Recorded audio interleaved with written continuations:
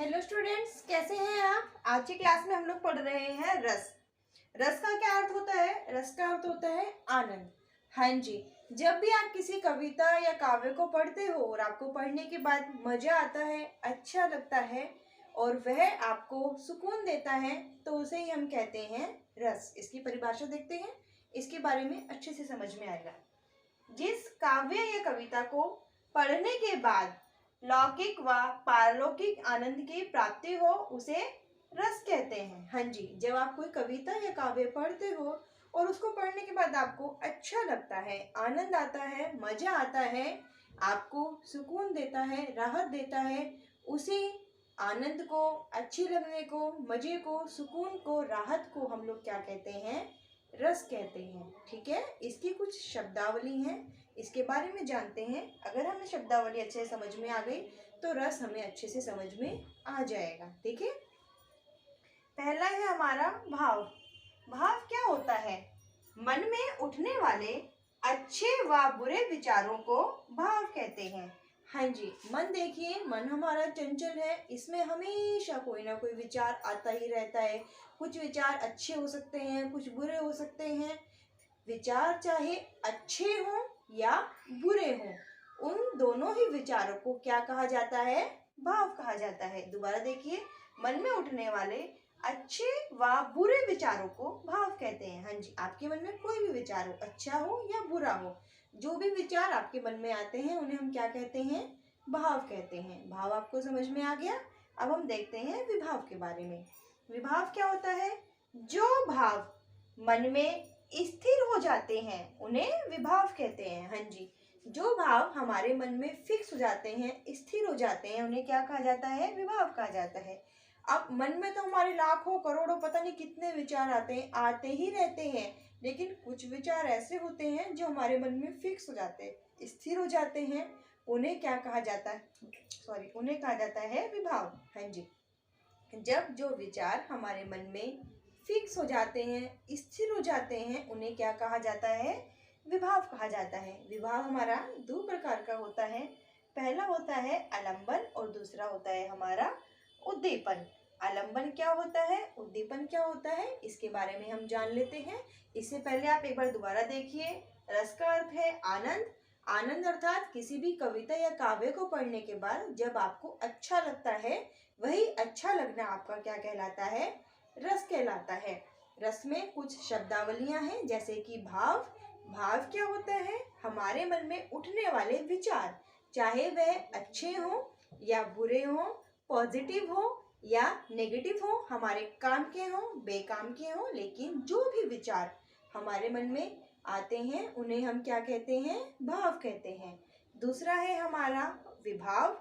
विभाव क्या होता है, विभाव होता है जब हमारे मन में विचार आते हैं और वह विचार जो हमारे मन में स्थिर हो जाते हैं, फिक्स हो जाते हैं, लंबे समय तक हमारे मन में रहते हैं, उन्हें हम कहते हैं विभाव। और विभाव दो प्रकार का होता है, आलंबन और उद्दीपन। हाँ जी, विभाव का पहला प्रकार क्या है, आलंबन, और दूसरा क्या है, उद्दीपन। इसके बारे में देखते हैं, फिर इसके उदाहरण को देखते हैं।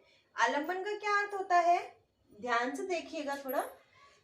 जिसका सहारा पाकर मन में विशेष भाव उत्पन्न होता है, उसे आलंबन कहते हैं। हाँ जी, जब हमारे मन में विशेष भाव उत्पन्न होता है और वह उत्पन्न होने के लिए किसी सहारे के आवश्यकता होती है, यानी कि ऐसी क्या चीज होती है जिसके कारण हमारे मन में विशेष भाव उत्पन्न होता है, उसे ही हम क्या कहते हैं, आलंबन होते हैं, आलंबन कहते हैं। यानी कि जिसका सहारा पाकर मन में विशेष भाव उत्पन्न होता है, जिसका सहारा पाकर मन में विशेष भाव उत्पन्न होता है, उसे आलंबन कहते हैं। अगला है हमारा उद्दीपन। उद्दीपन में क्या होता है, जिन परिस्थितियों के कारण, हाँ जी, उद्दीपन में जिन परिस्थितियों के कारण मन में विशेष भाव उत्पन्न होता है, उसे उद्दीपन कहते हैं। आप एक बार देखिए, अंतर समझिए क्या होता है। आलंबन में होता है जिसका सहारा पाकर, जिस चीज का सहारा पाकर मन में भाव उत्पन्न होता है, उसे आलंबन कहते हैं। और उद्दीपन कहते हैं जिन परिस्थितियों के कारण मन में विशेष भाव उत्पन्न होता है। समझ में आया। आलंबन जिसका सहारा पाकर मन में विशेष भाव उत्पन्न होता है। उद्दीपन जिन परिस्थितियों के कारण मन में विशेष भाव उत्पन्न होता है उसे उद्दीपन कहते हैं। उदाहरण समझते हैं। उदाहरण से आपको यह दोनों शब्दावली समझ में आ जाएंगी। देखिए उदाहरण है, मोहन ने भिखारी को फटे कपड़े में देखा। अब आप ये बताइए किसका सहारा लिया, किसके कारण मन में भाव उत्पन्न हुआ। भाव किसके कारण हुआ? भिखारी के कारण। भिखारी के कारण भाव उत्पन्न हुआ ना। मोहन ने सबसे पहले किसको देखा? भिखारी को देखा। भिखारी के कारण, भिखारी के सहारे से ही मन में विभाव उत्पन्न हुआ, तो वह क्या हुआ? हमारा आलंबन। ठीक है। और परिस्थिति क्या थी? देखिए उसकी, भिखारी की परिस्थिति क्या थी? फटे हुए कपड़ों की। क्या परिस्थिति थी भिखारी की? फटे हुए कपड़ों की। सहारा क्या था? भिखारी था, इसीलिए ये क्या हुआ? आलंबन हुआ। परिस्थिति थी फटे हुए कपड़े, इले फटे हुए कपड़े क्या हुए? हमारे उद्दीपन हुए। ठीक है। अब दोबारा हम आलंबन को, उद्दीपन को, विभाव को, उदाहरण को एक दूसरे से जोड़ के देखते हैं, आपको समझ में आएगा। विभाव मतलब मन में उठने वाले अच्छे व बुरे विचारों में से जो भाव हमारे मन में स्थायी होता है उसे विभाव कहते हैं। दो प्रकार का होता है, आलंबन और उद्दीपन। आलंबन का अर्थ है जिसका सहारा पाकर मन में भाव उत्पन्न होता है, और उद्दीपन जिन परिस्थितियों में होता है। उदाहरण है, मोहन ने भिखारी को फटे कपड़ों में देखा। सहारा क्या था? मोहन ने क्या देखा? भिखारी है, तो भिखारी का सहारा पाकर उसने उसकी परिस्थिति को देखा। भिखारी को देखा, वह आलंबन हुआ। और क्या परिस्थिति थी उसकी? परिस्थिति थी फटे पुराने कपड़े, वह हुआ हमारा उद्दीपन। ठीक है, समझ में आ गया अच्छे से। आलंबन जिन चीज का सहारा पाकर मन में विशेष भाव उत्पन्न होते हैं, और उद्दीपन जिन परिस्थितियों के कारण मन में विशेष भाव उत्पन्न होते हैं, वह हमारा होता है उद्दीपन। विभाव, आलंबन, उद्दीपन के बारे में हम लोग पढ़ चुके हैं। शब्दावली, भाव के बारे में हम जान चुके हैं। हमारी तीसरी और आखिरी शब्दावली होगी अनुभाव।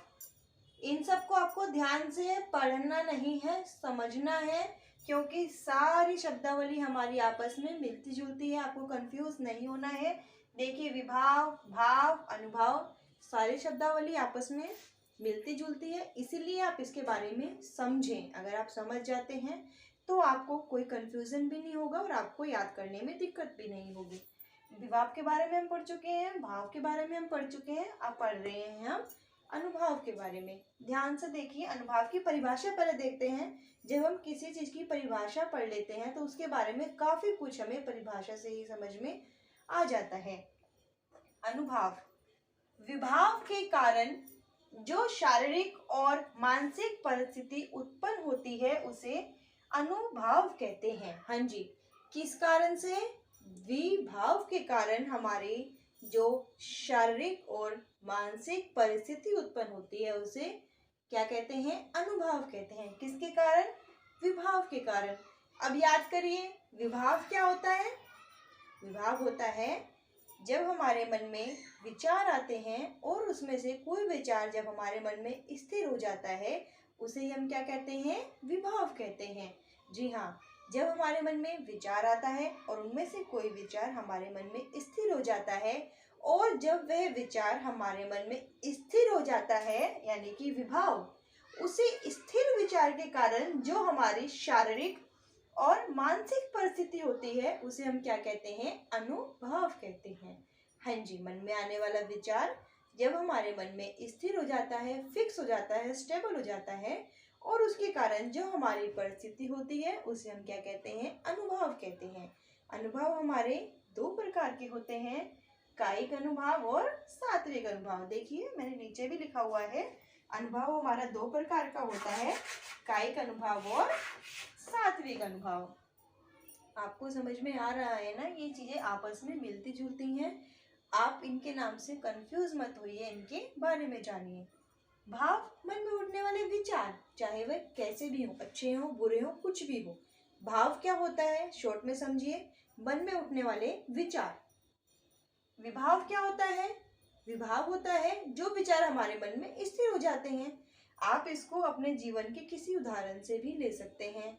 जब आप किसी परिस्थिति में हो रहे हैं, आपको मन में बहुत सारे विचार आ रहे हैं, लेकिन कोई एक ऐसा विचार है जो आपके मन में फिक्स हो गया है। जो विचार आ रहे हैं वह भाव है, यह फिक्स हो गया है वह विभाव है।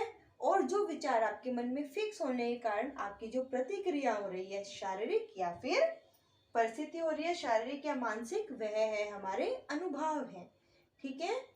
अब अनुभव हमारे कितने प्रकार के होते हैं? 2 प्रकार के होते हैं। एक होता है हमारा कायिक और दूसरा होता है हमारा सात्विक।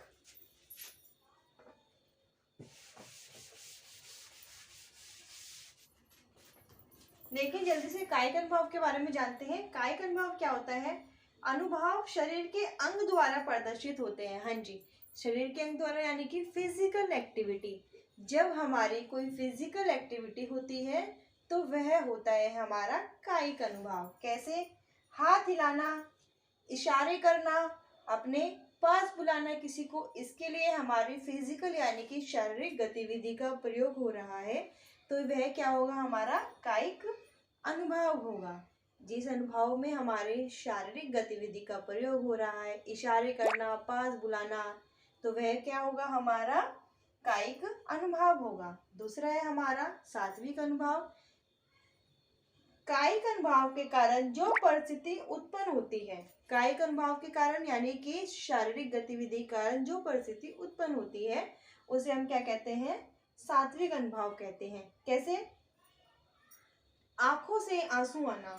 अब देखिए, आंखों से आंसू आना कोई हमारी शारीरिक गतिविधि तो नहीं है, अर्थात इसमें हमारा कोई फिजिकल एक्टिविटी यानी कि कोई हमारी शक्ति या ताकत नहीं लग रही है। और जो आंखों से आंसू आना है वह हम अपने आप तो नहीं ला सकते ना, यानी कि उसके लिए हम मेहनत नहीं कर रहे हैं। जो आंसू है वो हमारी भावनाओं के कारण आ रहे हैं। भावनात्मक रूप से जब कोई प्रतिक्रिया होती है तो वह होती है हमारी सात्विक अनुभव। कैसे? आंखों से आंसू आना, वह किसी भावना के कारण हो सकता है। आपकी आंखों से आंसू आ रहा है, पॉजिटिव भी हो सकती है, नेगेटिव भी आ सकती है। गौर से देखना, किसी भी व्यक्ति को, वस्तु को या किसी अन्य चीज को जब आप गौर से देखते हो तो वह क्या होगा? आपका सात्विक अनुभव होगा। मूर्छित हो जाना, कई बार परिस्थिति ऐसी हो जाती है कि हम मूर्छित हो जाते हैं, उसी मूर्छित हो जाने को क्या कहते हैं? सात्विक अनुभव कहते हैं। ठीक है। अब हमने तीनों शब्दावली पढ़ ली, विभाव की भी, भाव की भी, अनुभव की भी।